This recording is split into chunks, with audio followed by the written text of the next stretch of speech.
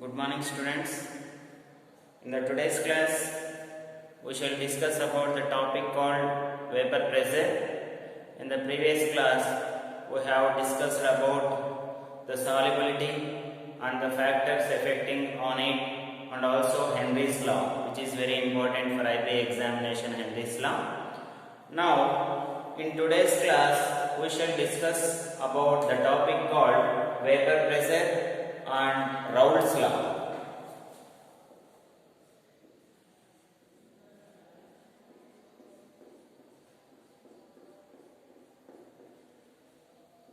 So how can we define vapor pressure? So basing on this vapor pressure, we can define Raoult's law. So before going to Raoult's law, we should know about vapor pressure.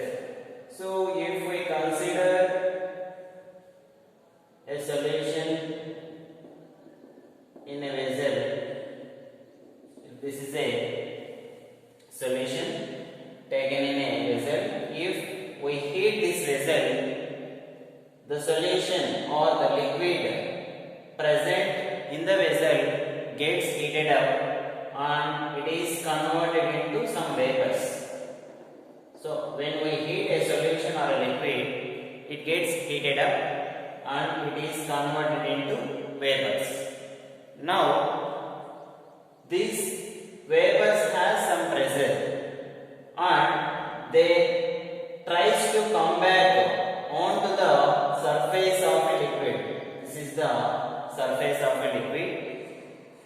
Here, the vapors which are converted by heating the liquid again tries to come back onto the surface of the liquid with some pressure. That pressure is called vapor pressure. So exactly how can we define that vapor pressure means the pressure exerted by the vapors on the surface of the liquid, that is called as vapor pressure. So the vapors exist some pressure where they exist on the surface of the liquid. That pressure is called vapor pressure. So exactly the pressure exerted by vapors where on the surface of liquid, that is called vapor pressure. So here the solution may contains two components. One is solute and another one is solvent, which we have already explained you. Solvent is the major component present in the solution. Solute is the minor component present in the solution. So here the vapor pressure of the solvent is denoted as P naught. That is very important. The vapor pressure of solvent is represented as P naught and the vapor pressure of total solution is represented by P. So total solution vapor pressure. So the vapor pressure of total solution is P and the vapor pressure of solvent which is present in a solution, that is the major component, that can be represented as P naught. So in this way we can define vapor pressure. Now we can define Raoult's law.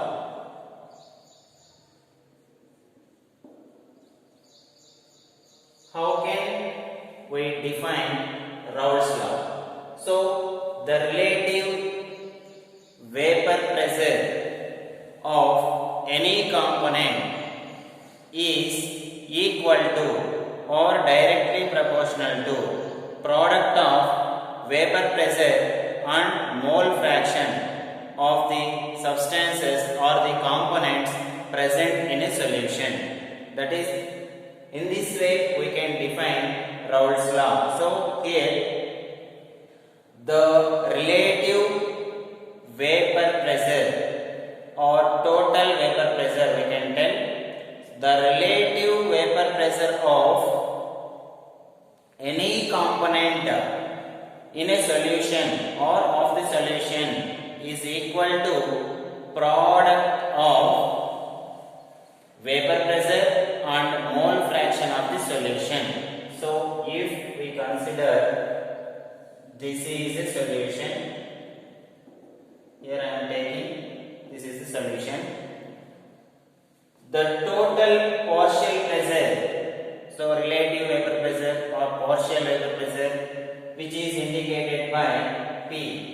So P is nothing but partial pressure or partial vapor pressure, anything.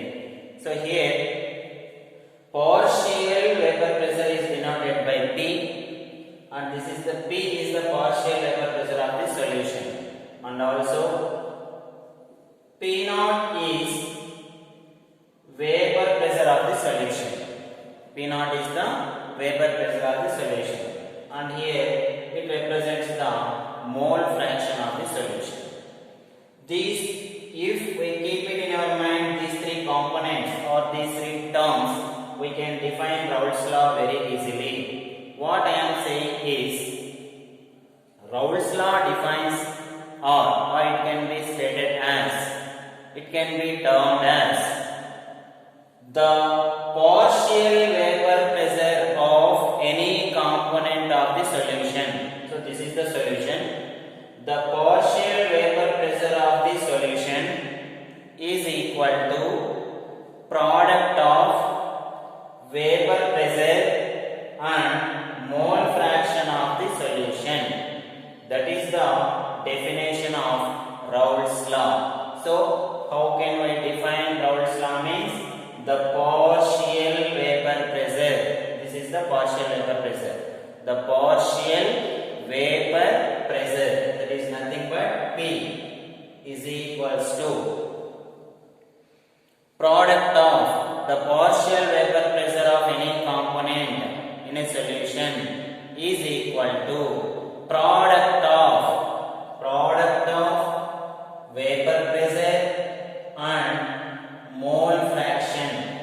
Product of vapor pressure and mole fraction. This is the exact definition for Raoult's law. So the relative or the partial vapor pressure of any component in a solution is equal to product of vapor pressure and mole fraction of the solution. If we consider there are two components A and B, among them first component as partial pressure P naught and mole fraction A, and second component as vapor pressure Pb and mole fraction B, then how can we write this? Means total pressure is equals to sum of partial pressures and mole fractions. So in this way we can write the Raoult's law when two components are given. So here the partial pressure, vapor pressure is equals to product of vapor pressure and mole fraction. In this way we can define. So here P naught A and P naught B are vapor pressures and these two are mole fractions. So after that we can define what are ideal solutions and non-ideal solutions. So what are ideal solutions?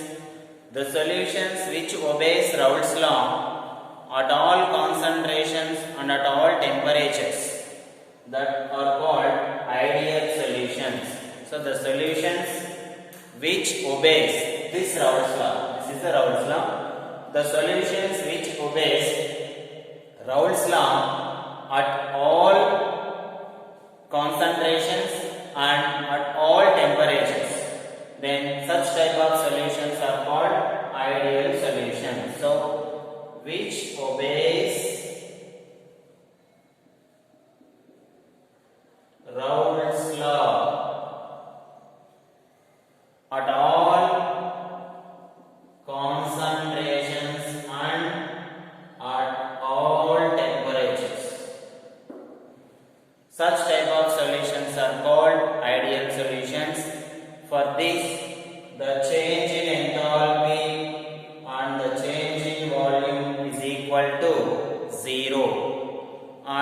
examples for these ideal solutions are ethyl chloride and ethyl bromide, the mixture of ethyl chloride and ethyl bromide. Various examples are there, heptane and heptane. All these are the examples. So for understanding purpose I am telling you this. And also in the case of ideal solutions, the important thing is the interactions between solute and solvent are similar to the interactions between solute and solvent. This is very important. The interactions between solute and solvent are similar to the interactions between solute and solvent. If A and B are solute and solvent, the interactions between AA and BB are similar to the interactions between AB. This is very important. AA are interactions between solute. BB is the interactions between solvent. The interactions between these two is similar to the interactions between solute and solvent. Here this is the key point and examples. Whereas coming to non-ideal solutions, how can we define non-ideal solutions? So the solutions which does not obey Raoult's law at all concentrations and at all temperatures. Such type of solutions are called non-ideal solution. So which does not obey Raoult's law at all concentrations and at all temperatures.